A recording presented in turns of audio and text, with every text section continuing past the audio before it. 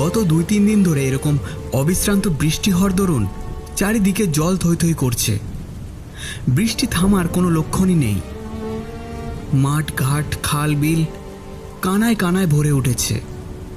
ক্রমশই গ্রামের মানুষের মনে দুশ্চিন্তার পাহাড় জমে উঠেছে।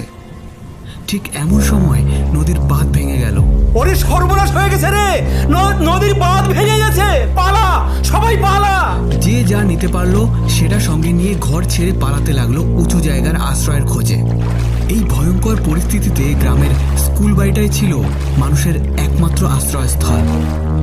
মসলন্দপুর, তালতলা, কুটিপাড়া, কাটাবাগান, গোবিন্দগঞ্জ সব গ্রামগুলোই ছিল জলের তলায়।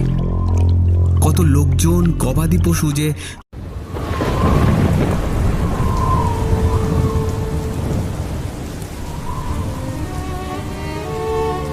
গত 2-3 দিন ধরে এরকম অবিশ্রান্ত বৃষ্টি হওয়ার দরুন চারিদিকে জল থই থই করছে।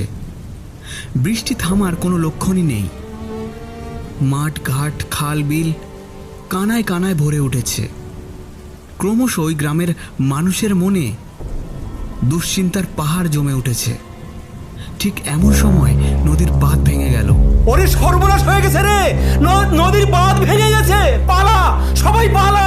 যে যা নিতে পারলো সেটা সঙ্গে নিয়ে ঘর ছেড়ে পালাতে লাগলো উঁচু জায়গার আশ্রয়ের খোঁজে। এই ভয়ঙ্কর পরিস্থিতিতে গ্রামের স্কুল বাড়িটাই ছিল মানুষের একমাত্র আশ্রয়স্থল। মসলন্দপুর, তালতলা, কুটিপাড়া, কাটাবাগান, গোবিন্দগঞ্জ সব গ্রামগুলোই ছিল জলের তলায়। কত লোকজন, গবাদি পশু যে